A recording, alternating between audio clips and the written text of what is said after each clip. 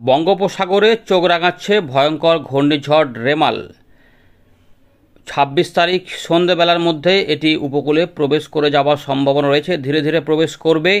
ইতিমধ্যে অতি গভীর নিম্নচাপ হিসাবে অবস্থান করছে মধ্য বঙ্গোপসাগর সংলগ্ন পূর্ব মধ্য বঙ্গোপসাগরে। ভারী থেকে অতি ভারী বৃষ্টিপাত চলছে বঙ্গোপসাগর এবং সংলগ্ন এলাকাতে। আমাদের বাংলার আকাশ পরিষ্কার পরিচ্ছন্ন রয়েছে, গরম অস্বস্তিকর অবস্থা ভালোই রয়েছে। এরই মধ্যে এবারে বৃষ্টিপাত আস্তে আস্তে আসবে। পুরো বিষয়টিকে দেখাবো, দেখতে থাকুন কোন এলাকার উপর দিয়ে এটি এগিয়ে যাবে এবং কীরকম ঝড় হতে পারে। এই ঘূর্ণিঝড় রেমালের কিন্তু বৈশিষ্ট্য হচ্ছে এটি হয়তো সুপার সাইক্লোন হবে না, কিন্তু স্থলভাগে চলে যাবার পরেও এটি শক্তি ধরে রাখবে, যেটাই কিন্তু বিপুল মানুষের ক্ষয়ক্ষতি করতে পারে। লক্ষ লক্ষ মানুষ এই ঘূর্ণিঝড়ের কবলে পড়ে কিন্তু ক্ষতিগ্রস্ত হতে পারে। প্রবল বৃষ্টিপাত তো হবেই, তার সঙ্গে স্থলভাগে অনেকটা সময় ধরে ঝড় ঘটাবে, যার জন্যই স্থলভাগে আছড়ে পড়ার পরেও এর যাওয়ার সময় যতক্ষণ না এটা দুর্বল হচ্ছে ততক্ষণ কিন্তু ঝড় বৃষ্টি ঘটাতে থাকবে, এমনটাই রয়েছে এইটির বৈশিষ্ট্য। তাই ২৬ তারিখ রাত থেকে সোমবার পুরোটা দিনই মোটামুটি বলতে পারেন যে বড় দুর্যোগ, বড় বিপদ এই ঘূর্ণিঝড়টি কিন্তু ডেকে আনবে। তাই প্রত্যেকেই এই খবরটিকে শেয়ার করে দেবেন। প্রচুর ক্ষয়ক্ষতির সম্ভাবনা রয়েছে আমাদের গাঙ্গেয় পশ্চিমবঙ্গ এবং বাংলাদেশ, এই দুটো জায়গা কিন্তু এটা প্রভাবিত করবে। এবারে সব জায়গাতে কি ভারী, অতি ভারী, প্রবল ভারী বর্ষণ হবে না, কিছু এলাকাতে একটু কম হবে, কিছু এলাকাতে অত্যন্ত ভয়ঙ্কর পরিস্থিতি হতে পারে। তাই রেড অ্যালার্ট জারি রয়েছে আমাদের গাঙ্গেয় পশ্চিমবঙ্গ এবং বাংলাদেশ, এর পাশাপাশি উত্তরবঙ্গেও ব্যাপক প্রভাব হতে পারে। দেখতে পাচ্ছেন ইতিমধ্যে কতটা গভীর মেঘ রয়েছে, শক্তি বৃদ্ধি করছে আস্তে আস্তে।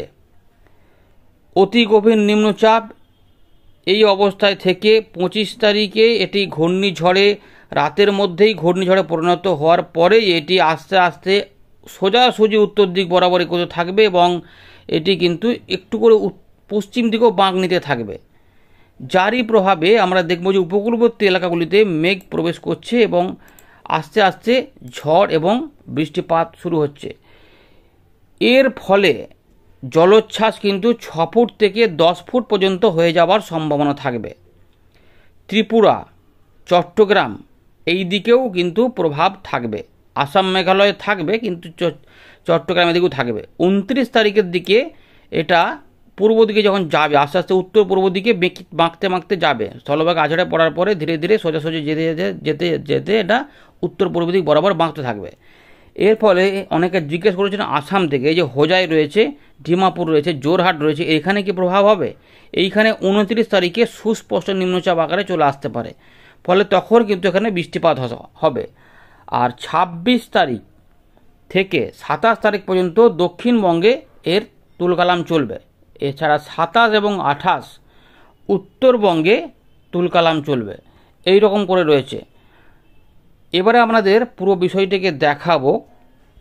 ইতিমধ্যে বঙ্গোপসাগরে মৎস্যজীবীদের সতর্কতা জারি রয়েছে। সমুদ্র অনেক উত্তাল, যেতে নিষেধ করা হয়েছে। প্রত্যেকটি মৎস্যজীবীকে বলা হয়েছে সমুদ্রে না যেতে।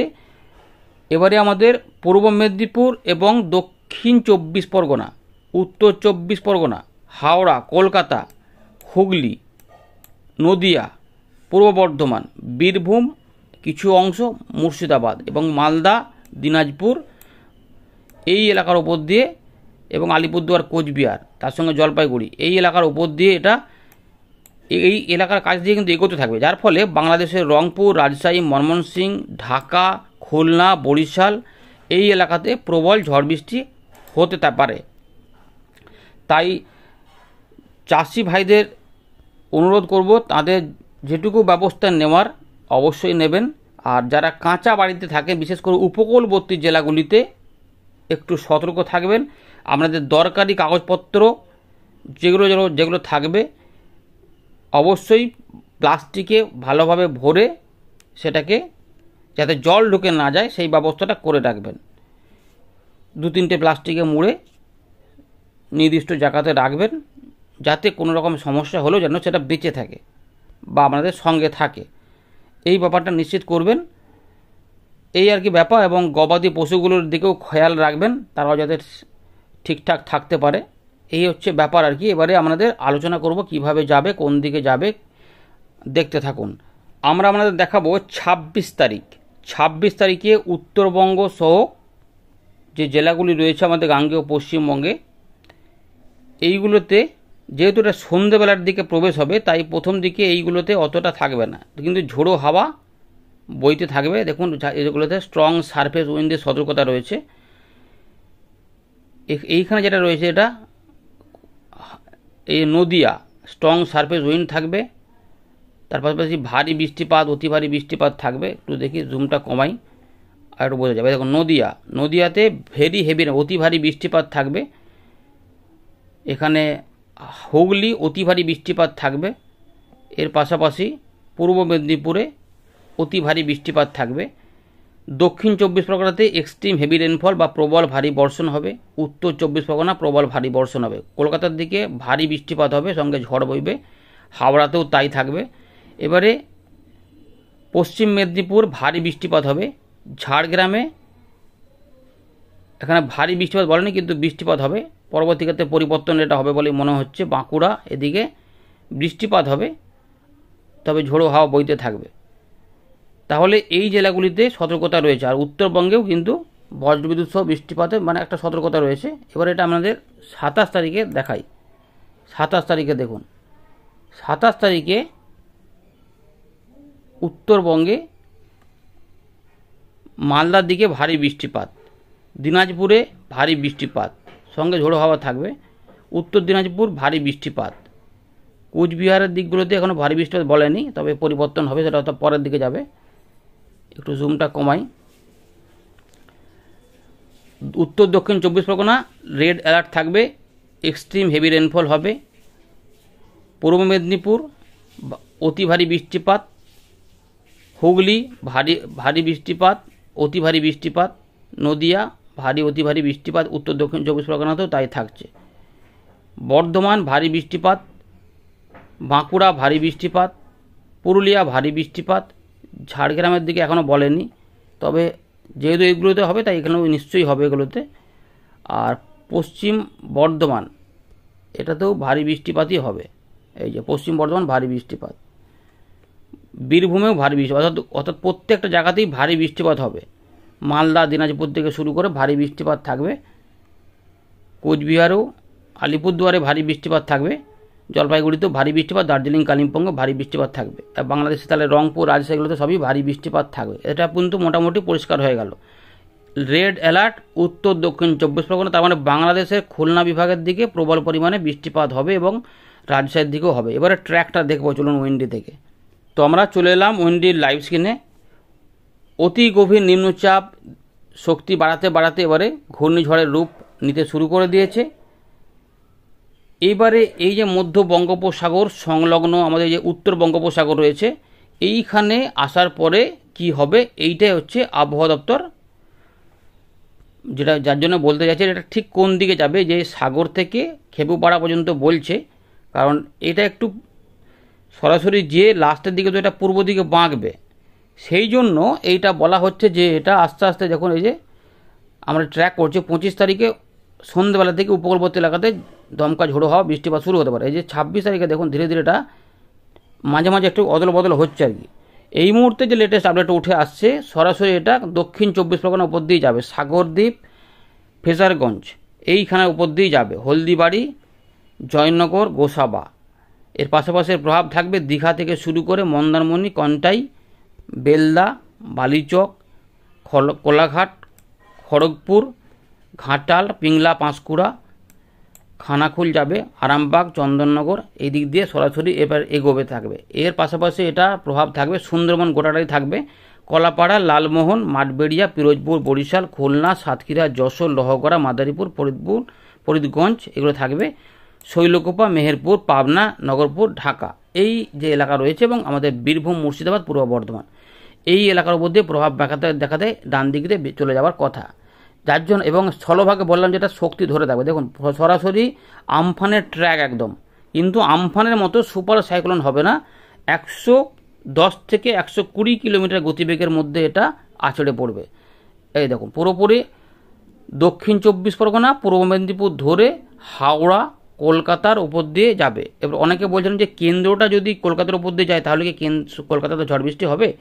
দেখুন যখন এটা প্রবেশ করবে, এই যে আউটার ব্যান্ডটা তো কলকাতার মধ্যে যাবে, তারপরে একটা সময় গিয়ে কেন্দ্রটা যাবে, তাহলে তার আগে লন্ডভন্ড করতে করতে কেন্দ্রটা একটা সময় গিয়ে একটু দেখবেন যে হাওয়াটা হালকা হয়ে গেছে, আবার কিছুক্ষণ পরে আবার ঝড় হাওয়া যাচ্ছে, কারণ এই হাওয়াটা আবার পরে যাবে। এবারে এই দিক থেকে যখন যাচ্ছে সরাসরি, ফলে বাংলাদেশের খুলনা বিভাগ ব্যাপক পরিমাণে ঝড় বৃষ্টি পেয়ে যাবে। আর আমাদের গাঙ্গীয় পশ্চিমবঙ্গের এই মধ্যভাগটা এবং সংলগ্ন এই যে এলাকাগুলি রয়েছে বাংলাদেশ সংগ্রহ, এইগুলোতে সবথেকে বেশি ঝড় বৃষ্টি হবে, যার জন্য ওখানে রেড অ্যালার্ট দিয়েছে। তো কেন্দ্রটা দেখতে পাচ্ছেন কতটা বড় রয়েছে। এইটা কিন্তু পরিষ্কার আরামবাগ, হুগলি, বর্ধমান, নদিয়া, উত্তর 24 পরগনা, কলকাতা, হাওড়া উপর দিয়ে এগোতে থাকবে, ফলে মহিষাদল এগুলোতে কিন্তু প্রভাবটা থাকবে। দেখুন এই যে ট্র্যাকটা পাওয়া যাচ্ছে আস্তে আস্তে সরাসরি দেখুন একদম বীরভূম, পূর্ব বর্ধমান উপর দিয়ে বীরভূম, মুর্শিদাবাদের উপর দিয়ে এটা এবারে রাজশাহী যখন পৌঁছে যাচ্ছে বীরভূমের কাছে দিয়ে, এইবারে কিন্তু রাজশাহীর উপর দিয়ে ডান দিকে বাঁকছে, অর্থাৎ মালদা, দিনাজপুর এইগুলো হয়ে হয়ে রংপুরের দিকে, দক্ষিণ দিনাজপুর উপর দিয়ে উত্তর দিনাজপুর কাজ ধরে এবার কিন্তু ডান দিকে বাঁকতে যাচ্ছে। এই যে বাঁকার সময় থাকবে, যেটা 28 তারিখ আমরা সকালের দিকে দেখতে পাচ্ছি, 27 তারিখ রাত থেকে 28 সকালে কোচবিহার, আলিপুরদুয়ার, জলপাইগুড়ি এবং আসাম, মেঘালয়ের পশ্চিম ভাগে এইখানে পৌঁছে যাবে এই যে এলাকাগুলিতে। ফলে এই এলাকাগুলিতে কিন্তু গভীর নিম্নচাপ বা সুস্পষ্ট নিম্নচাপ হিসাবে অবস্থান করবে, ফলে এইখানে কিন্তু প্রচুর পরিমাণে ঝড় হতে থাকবে। এই ঝড় মোটামুটি 50 থেকে 60 কিলোমিটার গতিবেগ এমনিই থাকবে।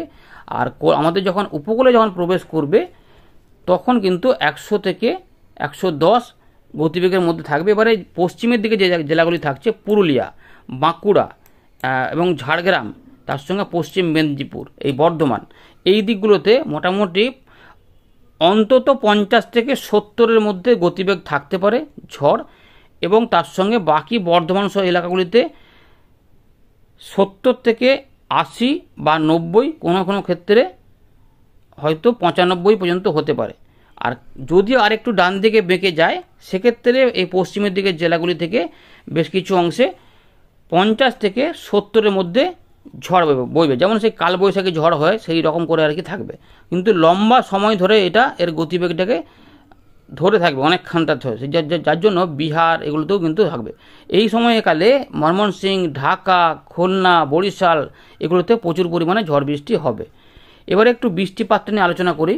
বৃষ্টিপাতটা কিন্তু প্রবল হতে পারে। 25 তারিখে বৃষ্টিপাত উপকূলবর্তী এলাকাগুলিতে বেলার পর থেকে ধীরে ধীরে আস্তে আস্তে মেঘলা শুরু হবে এবং দু এক জায়গাতে বিক্ষিপ্তভাবে বৃষ্টিপাত শুরু হবে।